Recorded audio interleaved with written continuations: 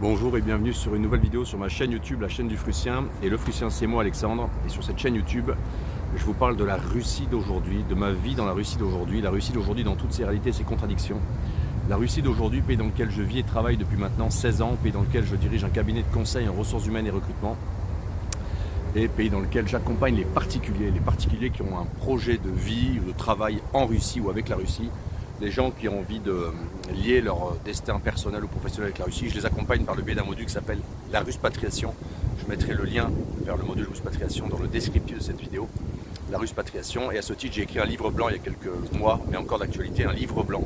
Un livre blanc qui parle des réalités de la Russie d'aujourd'hui. Donc vous pouvez télécharger gratuitement ce livre blanc. Je mettrai également le lien dans le descriptif de la vidéo. Et également tous les mardis, j'écris une newsletter, le Rêve Russe. Le Rêve Russe que vous pouvez recevoir aussi simplement en vous inscrivant, le Rêve Russe, qui est une newsletter dans laquelle je parle des réalités de la Russie d'aujourd'hui, donc lequel je parle de la Russie d'aujourd'hui tout simplement. Et aujourd'hui, on est mercredi, il y a du vent, qui fait 14 degrés, il y a encore, je suis devant le monastère de Novospassky, il y a encore l'étang de Novospassky qui est gelé. Aujourd'hui, je voudrais faire une vidéo pour parler en fait de la façon dont il faut que vous abordiez votre projet potentiel de ruspatriation, d'expatriation vers la Russie. Et je vais vous donner quelques retours d'expérience, quelques conseils qui à mon sens vous seront très utiles. Et à ce titre, je prépare une grande surprise pour les gens qui s'intéressent à la Russie. Donc vous pouvez vous inscrire pour être les premiers informés, car il y aura une grande nouvelle la semaine prochaine. Une révélation et donc je travaille depuis maintenant plusieurs mois sur un gros projet lié à la Ruspatriation et donc vous pouvez vous inscrire dans la liste d'attente pour être les premiers informés concernant ce grand projet qui je pense va beaucoup vous surprendre, beaucoup vous intéresser et vous être très utile. Alors aujourd'hui quelques informations un petit peu stratégiques, quelques clés peut-être pour préparer intelligemment et réussir votre projet Russie. Le premier, la Russie, en fait, c'est un pays qui est très grand. C'est un pays qui est très grand et les villes russes sont très étendues, très éloignées les unes des autres. Les distances sont grandes et dans les rues, dans les villes, dans les quartiers, tout est extrêmement éclaté. Et donc, marcher dans les villes russes, traverser des villes russes, s'habituer à circuler dans les villes russes, c'est quelque chose qu'on n'a pas forcément l'habitude de faire en Europe quand on habite dans une petite ville en Europe, quand on est à Genève, quand on est même à Paris-Centre, etc. où on marche très peu. Et évidemment, la Suisse, c'est un petit pays par exemple, la Russie, c'est un grand pays. Et donc, la première chose, c'est qu'il faut appréhender la Russie. Appréhender la Russie, c'est-à-dire qu'avant de penser déménager en Russie, il faut venir en Russie. Vous êtes nombreux à vous questionner sur la Russie, vous êtes nombreux à consulter un tas de sites internet qui sont des sources qui ont du vrai, du juste, etc. mais qui vous donnent une représentation de la Russie qui est peut-être juste, peut-être plutôt juste, peut-être pas très juste. Mais en tous les cas, l'important c'est vraiment de venir toucher, ressentir la Russie. Et la chose c'est qu'en fait, quand vous allez venir en Russie, que vous veniez à Saint-Pétersbourg, à Moscou, à Krasnodar, vous allez voir qu'il y a des quartiers. Les villes sont très différentes les unes des autres. Moscou c'est pas du tout comme Krasnodar, Krasnodar c'est pas du tout comme Saint-Pét.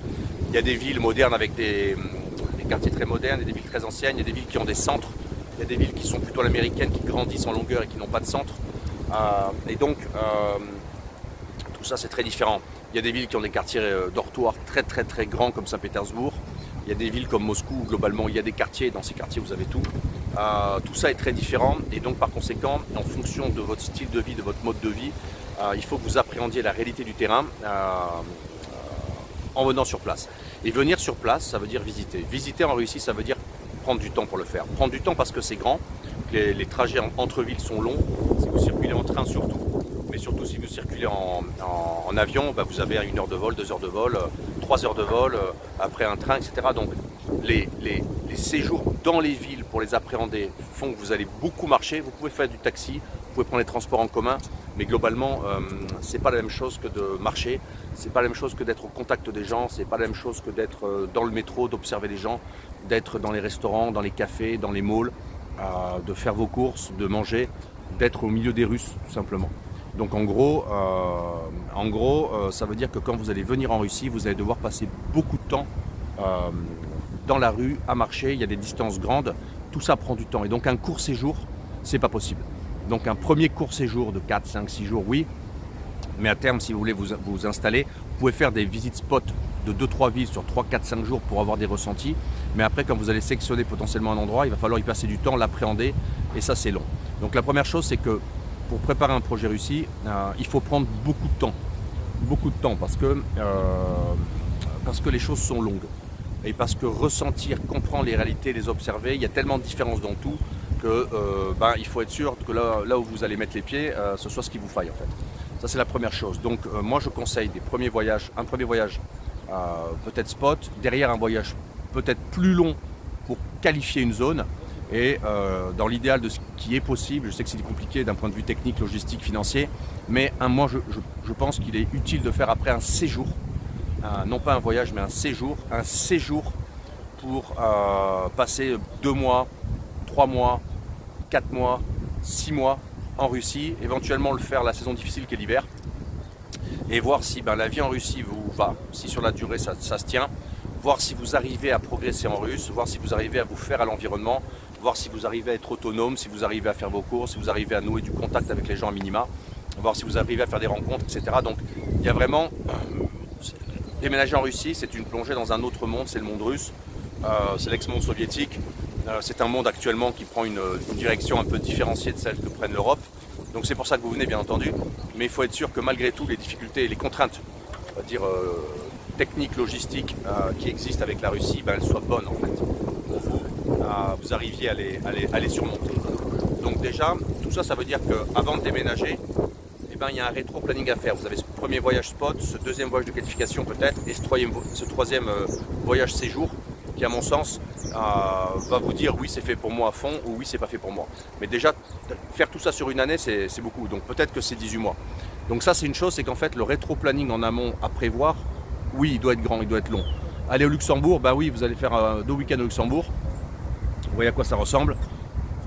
Et puis vous déménagez, vous allez 2 week-ends en Belgique à Bruxelles, vous voyez à quoi ça ressemble, vous savez où habiter, il y a des bons et des mauvais quartiers, vous installez dans un bon quartier, et puis vous déménagez à Bruxelles, et puis vous faites la vie de tous les jours, vous la prenez tous les jours. Ici c'est pas comme ça. Donc ici il faut un peu plus de munitions dans la cartouchière, il faut un peu plus de temps de réflexion, il faut avoir digéré le pays, il faut avoir vu certains angles. Donc le déménagement coup de cœur qu'ont fait certains Français en Russie, notamment en Biélorussie, on en parlait avec Simon Vesperini dans une interview commune récemment. En Russie, il ne faut pas le faire. Ça va merder. Donc voilà, donc ça veut dire la notion de voyage au pluriel en amont, la découverte, gratter un peu plus en profondeur pour aller explorer la Russie, et le fait de prendre du temps. La préparation d'un déménagement en Russie, on se fait souvent un planning, on se dit dans un an je pars, et c'est toujours beaucoup plus long. La deuxième chose que moi je pense qu'il faut faire en amont de tout ça, c'est faire du russe au maximum. Je sais que c'est compliqué, c'est une langue difficile, oui vous l'apprendrez plus sur place. Sur place il vous faudra 3-5 ans pour parler russe, c'est comme ça. C'est un travail de fond, c'est une course de fond, c'est un marathon de fond. Vous voyez, c'est comme un ordinateur, vous avez les applications qui tournent en tâche de fond, le russe c'est pareil. Faut rentrer du boulot, en faire 40 minutes, samedi trouver 30 minutes pour en faire, faut vous écoutez une chanson en trouvant les paroles sur internet, écouter la chanson, lire les paroles en même temps, apprendre 5 mots, prendre des groupes de mots sur des thématiques qui vous intéressent, les apprendre en russe.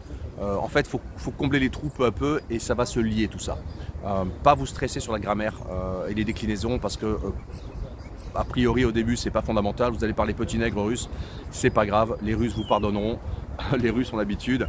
Il y a dans l'Empire, puis maintenant dans l'URSS, il y a énormément de populations très différentes, elles ont un niveau de russe qui est extrêmement différent, elles parlent avec des accents, ils font des fautes, les gens du Caucase, des fois les gens d'Asie centrale selon le niveau social, donc le fait de ne pas parler russe complètement et le fait de parler mal russe n'est pas grave. Ce qu'il faut c'est arriver à parler, se débloquer et et arriver à aller en contact avec les gens. Donc ça c'est la première chose. Donc la première chose c'est les voyages en amont pour qualifier, digérer et s'assurer que ce soit bien pour vous.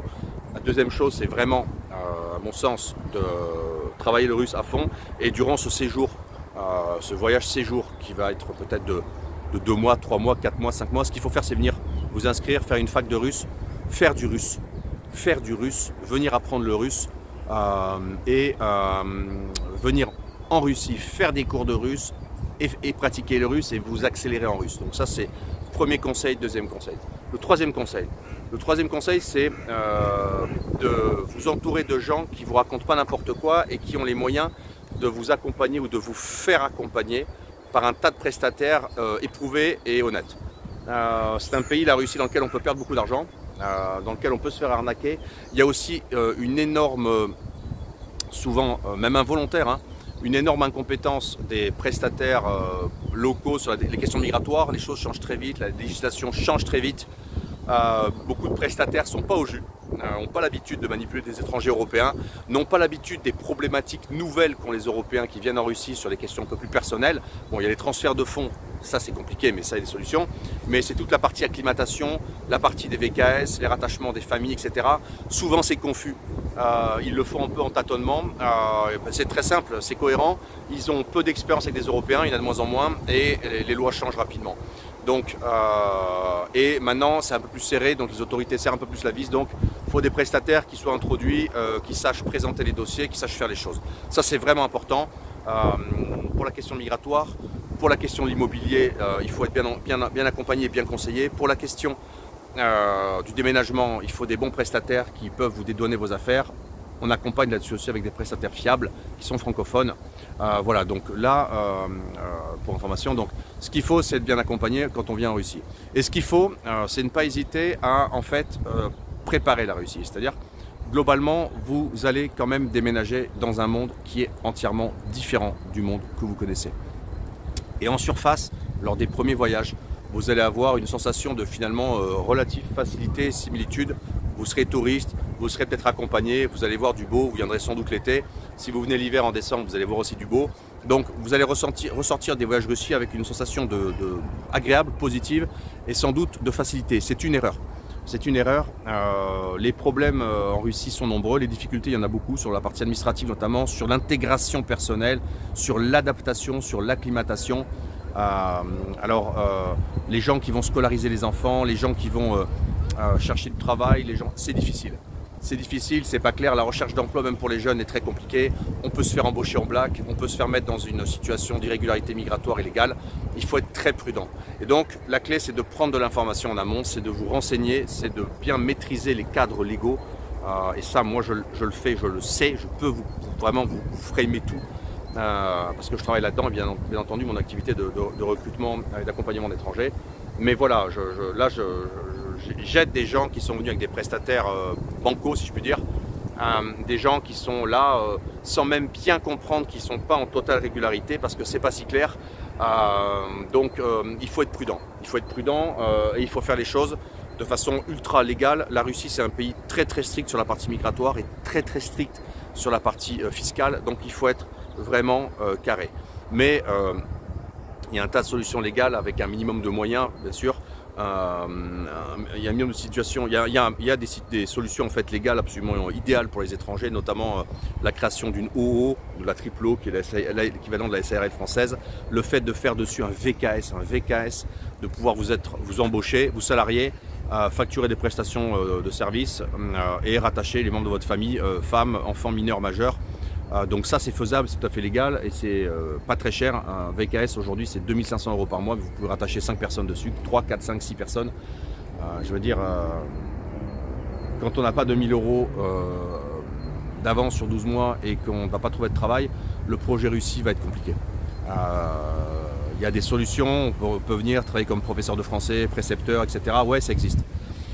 Mais enfin, il faut trouver le poste, il faut y faire, faut s'habituer au rythme, aux grands horaires, aux amplitudes, aux longs transports, parce qu'on habitera en banlieue, on ira travailler dans l'autre côté de la ville, le quartier à l'ouest qui est le quartier cher. Donc il y a toute une espèce de logistique personnelle à mettre en place, d'adaptation aux grands espaces. Et ça, c'est vraiment quelque chose qu'il faut prendre en compte quand on va en Russie, c'est que le pays est grand, tout est étendu, tout est long. Quand on va aussi à l'immigration, c'est long. Quand on va quelque part, c'est grand. Un rendez-vous par jour. Un rendez-vous le matin, un rendez-vous le soir. Sur Moscou, c'est pas plus. Rendez-vous l'après-midi. Donc voilà, donc il y a vraiment une espèce de... Il faut arriver à se projeter, à s'adapter aux tailles des choses locales, faire avec la grandeur russe, la lourdeur russe, l'inertie russe. Et ça, c'est vraiment quelque chose qu'il faut arriver à intégrer parce qu'il n'y a que comme ça qu'on s'en sort en Russie. Voilà, donc ça c'est la première chose, c'est venir qualifier, prendre le projet en amont, venir le plus tôt possible, faire du russe, s'entourer de prestataires compétents, les cartographier, les linker, les présenter, les checker, avoir des gens qui ne vous racontent pas n'importe quoi, qui sont au jus, qui sont dedans en fait. Voilà, pas des gens qui sont dehors et qui vous disent ah oui moi il y a 1 an ou il y a 2 ans j'ai fait ça. Oui mais il y a 2 ans c'est caduque tout ça. Donc ça c'est la troisième chose. Et la quatrième chose, je pense qu'il faut accepter que là où vous allez aller en Russie, ça va pas être comme chez vous. Donc ça va pas être comme chez vous. Donc ça c'est vraiment une chose difficile. Mais oui, il faut accepter que les choses vont peut-être vous paraître illogiques, irrationnelles, incompréhensibles. C'est énervant, c'est énervant. Les logiques russes, des fois, elles sont énervantes. La Russie est un pays de contraste et de contradiction. C'est énervant. Mais c'est comme ça, c'est la Russie. Donc, si vous choisissez ce pays, il faut faire avec. C'est comme une épouse. Quand on choisit une épouse et qu'on fait des enfants avec, on prend les bons et les mauvais côtés. L'important, c'est de trouver la bonne épouse. Et l'important pour vous, c'est de savoir si la Russie est le bon pays. Et pour savoir si c'est le bon pays, il faut l'éprouver. Comme une femme, il faut l'essayer, l'éprouver, venir la toucher, venir en contact, savoir le goût, venir passer du temps en Russie, venir qualifier votre projet Russie, parce que la complexité d'un déménagement en Russie, elle est ce qu'elle est. Et avant de faire ce grand mouvement, il faut que vous soyez sûr à 250% que c'est pour vous. Et pour être sûr que ce soit pour vous, il faut que vous ayez vécu en Russie et il faut qu'on vous ait expliqué, parce qu'à défaut sur des voyages courts vous ne le verrez pas, il faut qu'on vous ait expliqué les problèmes, les difficultés, les complexités, les choses qui vont être dures, tous les red flags en fait. Voilà, donc ça c'est le travail de la Ruspatriation et il est évident que pour vous qui allez déménager en Russie, pour vous qui voulez refaire votre vie en Russie, pour vous qui avez envie de soutenir la Russie, pour vous qui avez envie de vivre à la russe, pour vous qui avez envie de travailler avec la Russie, pour vous qui avez envie de faire des familles en Russie, qui avez envie de déménager en Russie avec vos enfants, il y a une myriade en fait de sujets périphériques à aborder, à prendre en compte et beaucoup de choses sont très différentes de chez vous. Et malheureusement, il est impossible en 1 heure, en 2 heures, en 3 heures, il est impossible de tout cerner, de tout expliquer, de tout montrer. C'est pas comme ça, c'est trop compliqué. Donc c'est pour ça que je prépare cette surprise pour vous, ce projet unique. Et la semaine prochaine, vous en saurez plus et vous verrez qu'avec ça, avec ce projet, avec ce nouvel outil en fait, eh bien vous allez y voir beaucoup plus clair pour votre projet Russie et vous allez beaucoup mieux comprendre et connaître la Russie même avant d'y être allé. Voilà, c'est tout pour aujourd'hui. Abonnez-vous à la liste d'attente parce que vous serez les premiers informés, en fait de ce nouvel outil. Abonnez-vous à la liste d'attente, abonnez-vous à cette chaîne YouTube. Je vais faire beaucoup de vidéos cette année dans plusieurs villes de Russie, on va se balader. Suivez-moi sur Telegram. Telegram est le média sur lequel je publie le plus de photos, de vidéos, de réflexions sur la Russie d'aujourd'hui. Faites partager cette chaîne YouTube, c'est très important. Likez cette vidéo et moi je vous dis à très bientôt pour une nouvelle vidéo sur la chaîne du Fusion.